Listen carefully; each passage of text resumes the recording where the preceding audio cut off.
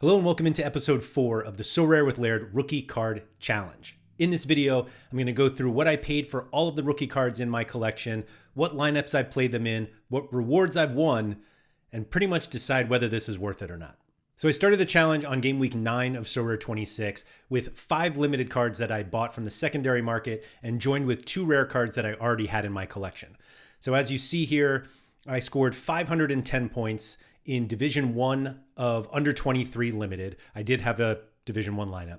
I finished 376th on the leaderboard and then won 1,000 essence, which I boosted thanks to my ceiling bonus there.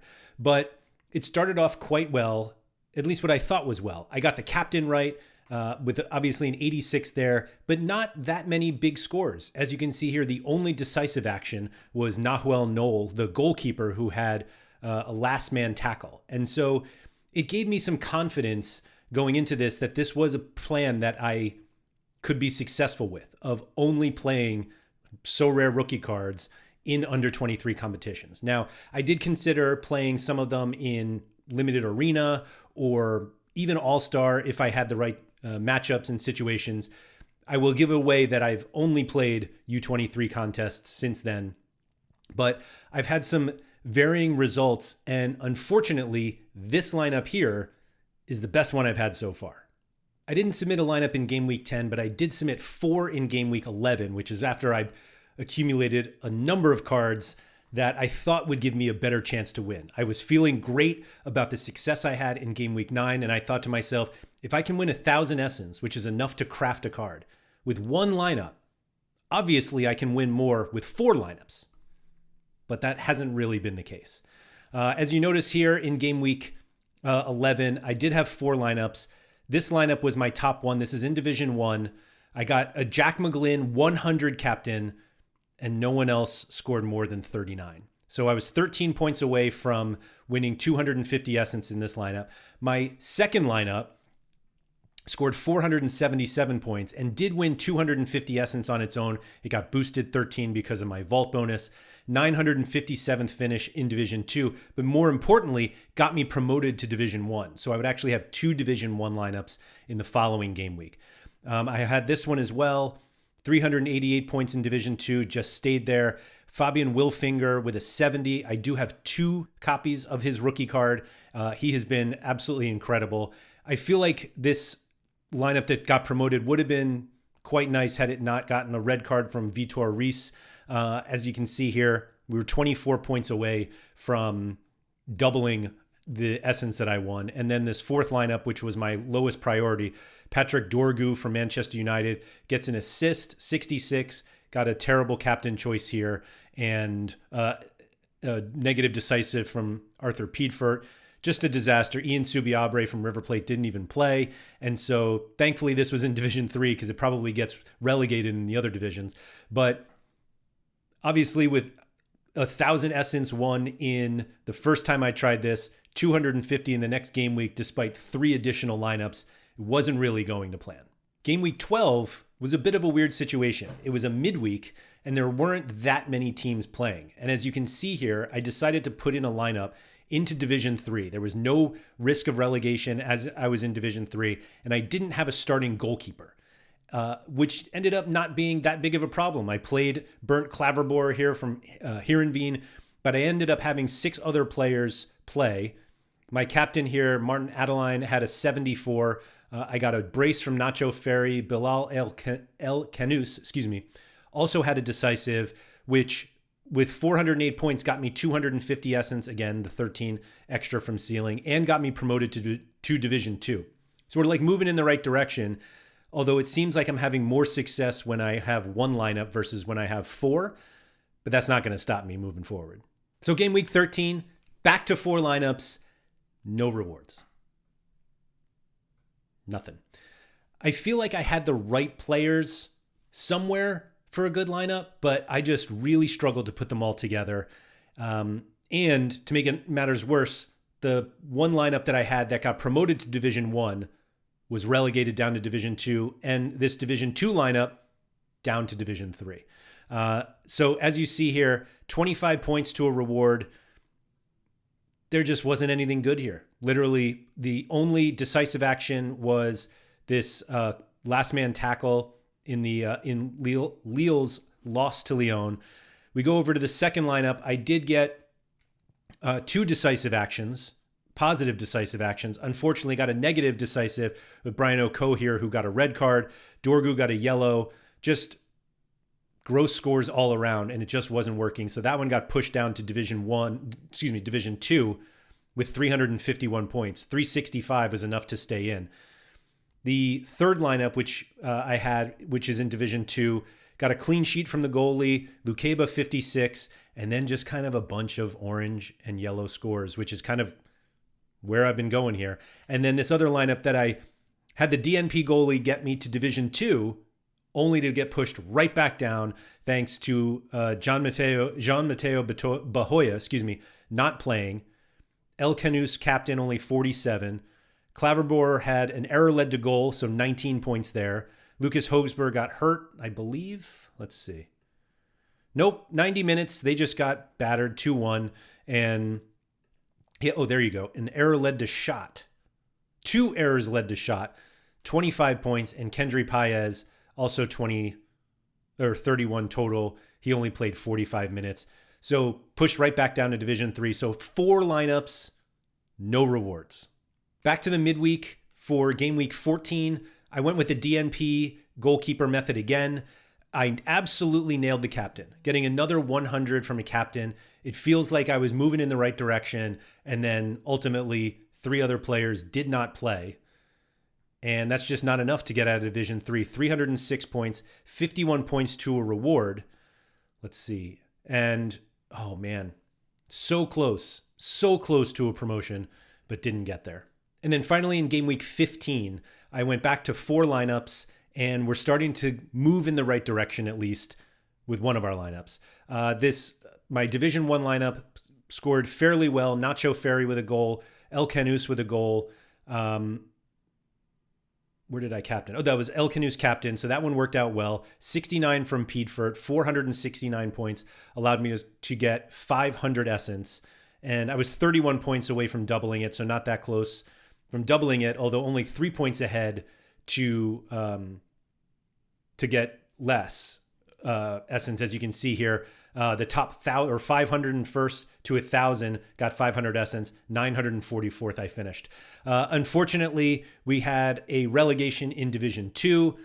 Kiergaard here did not play. Fabian Wilfinger continued to play well. Got a goal there for 65. Hogsberg 66 in Strasbourg's 5-0 win over Angers, but as a captain, not enough. So this lineup gets relegated from 2 to 3 with 344 points. Looks like 23 points to safety. Obviously, would have been really helpful if we had Kiergaard score or play there. And then we had Noah Narty here, 88 with a goal as a captain. Kept this one alive, 409 points, but still 40 points away from a reward.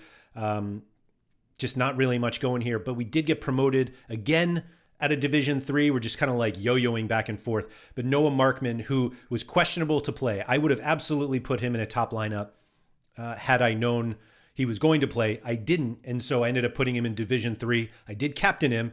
Again, no risk of relegation, so you feel a little bit better about it, but ultimately not enough to get a reward, to get a card reward, but Lucas Bergvall didn't play. We ended up with 250 essence, finishing 425th, 478 points. Mert Comer with 2 positive decisives. Nathan Ngoy also with a last man tackle. Seems to be pretty regular for him. And then our goalie, Kane Van Ovelen, unfortunately 1-0 loss to Fortuna. And frankly, this is probably one of his better scores that he's had. It's been quite disappointing. But looking at, and that was all before the international break. I didn't play any rookie card lineups during the international break. And so looking at what I've spent so far versus what I've won, we can see that Nathan Ngoy, who is the Lille center back, has been basically our top player. I spent $3.87, and he's helped win 214.21 essence. Now, the way that I calculate kind of rewards per card is I take the amount of essence that the cards won and I just divide it by 7. And there's some people who think it's more important or think it's a better method to use the number of points that each player scored within a lineup, and then you basically divide that by the total score, and then use that to figure out how much essence they've won, or cash if you're playing in season competitions. The reason why I use this method of just giving everyone in the lineup the same amount of essence won is I have no control over how many points these players score, but I have full control whether they're going to be in my lineup. And so I like to basically say, based on my decisions, not based on what happened, but based on my decisions, how much did they win? And so Ngoy was in that lineup in game week 1. He was in a lineup in game week 11, and then in one in game week 15. And so the total is 214.29 essence. And as you'll see here, I only included the 5 limited cards from that first game week 9 lineup because the other 2 were rare cards that I had previously. I think the 2 that I had, which were Buati from Lille and Paxton Aronson, I think I would have probably bought those cards in limited had I not had the rares since then, or had the rares. I haven't used them in lineup since then though. So I'm pretty much only going limited at this point, which is all of the prices that you see here. But so I basically tried to color code it based on price. So Nahuel Knoll is the most expensive card that I bought. It was $14.09. He was in that first lineup, so he's returned 100 essence, 142.86 essence to be exact. But the way that I will probably account from this from now on is at some point I will craft. Like I'm winning essence.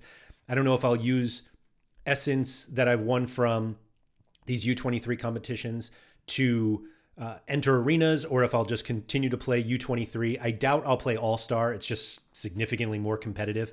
But once I craft, I will probably kind of do a different accounting situation. Again, you win All-Star essence from U23. So accounting essence gets a little difficult, but given that you can't win cash in U23 competitions, I can win cards if one of the lineups happens to go off really well. Hopefully it happens, and then maybe we sell the card or cards that we win, and that helps us account. But right now, we're winning essence, so here it is. So Ngoy, $3.87. Kyrian Sabi from Club Bruges, $3.05. Obviously, when you're part of a lineup that wins 1,000 essence versus others that win 250 and 500, you're going to end up winning more essence overall. So have Antonio Nusa here, Mamadou Sarr, there's El Canus, who's been in 3 winning lineups, but wasn't in one of those first ones. So I actually won, basically he's won the same in total as someone like Nahuel Knoll, who's only been in 1 winning lineup. But these are all of the cards that I have bought so far. Bahoya, $13.91 is the second most expensive card I bought. Hasn't won a thing yet. He was injured a little bit, but it is what it is.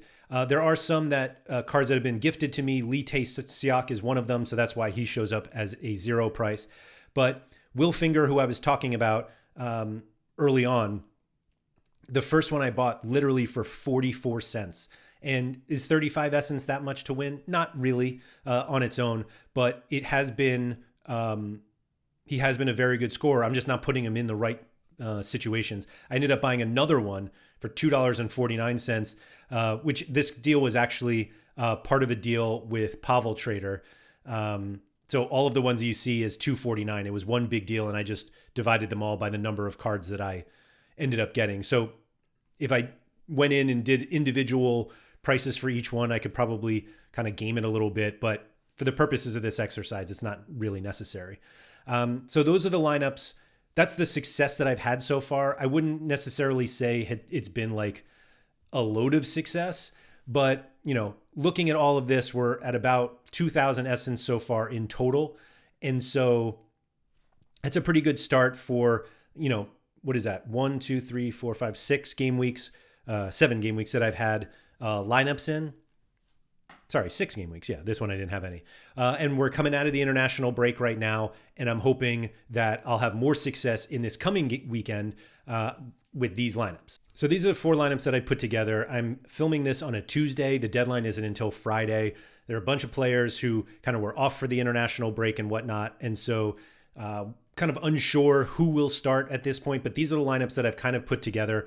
I feel like all of them are competitive enough to compete for essence. I don't know if they're necessarily good enough to compete for cards. U23 competitions can be very hard because there's some very good U23 players who don't have rookie cards, and so they're ineligible for this competition. But I think if everything falls into place and all of these guys start, I think it could be a very competitive weekend, and I'm hoping to do an update video next week of, wow, look at all these great cards that we won based on our lineups from game week 19. But ultimately, we're kind of just at the mercy of who plays, and so we'll see what happens. So if you're curious at all, you can see kind of on my gallery all of the rookie cards that I've put together for this challenge. I'm certainly not going to stop only at these rookie cards. I basically do this multiple times a day where I'll go to the secondary market and do all of the all cards, not just in season. And I basically just have a couple filters set up. As you can see here, it's rookie and neon Christmas rookies, and anybody who has an L15 greater than 1. So it essentially takes out all of the L15 of 0 players, the red X's, guys that just don't play anymore. And so there are a couple players here that I've considered picking up. Some of them whose prices have actually fallen a little bit, and so they may have been at prices where I just wasn't comfortable enough, but we've seen some of them come down a little bit. And so you may see a couple others in my gallery different from this video than just because that means I picked up a couple cards since the video went out. But I'm always looking to add good players to this, because the whole point is to get to be as competitive as possible with these rookie cards. Now, there are some, like this Desiree Doué one from Rennes is such a great rookie card, but I haven't added him because $40 is a lot based on what I've spent so far just for a single player. And I'm just not sure that's going to pay off, but we'll see. I'm not ruling out that I'll add Doué at some point, but not necessarily looking for that at this time, but we'll see. So anyway, if you are doing a rookie card challenge, or you have any rookie cards that you think are really cool and would be good additions to my gallery here and my challenge, certainly leave a comment below, and I'd love to discuss them. Just there are never enough rookie cards you can add as long as they're playing and would be helpful for lineups. So thank you for watching. If you could please subscribe to the channel, and if you want to support the channel and all of my content any further, there's a link in the description to join the Laird Social Club. Helps all of the content that I do, really helps support just everything that I work for. And so thank you very much for considering that. Thanks for watching the video, and make sure you get outside.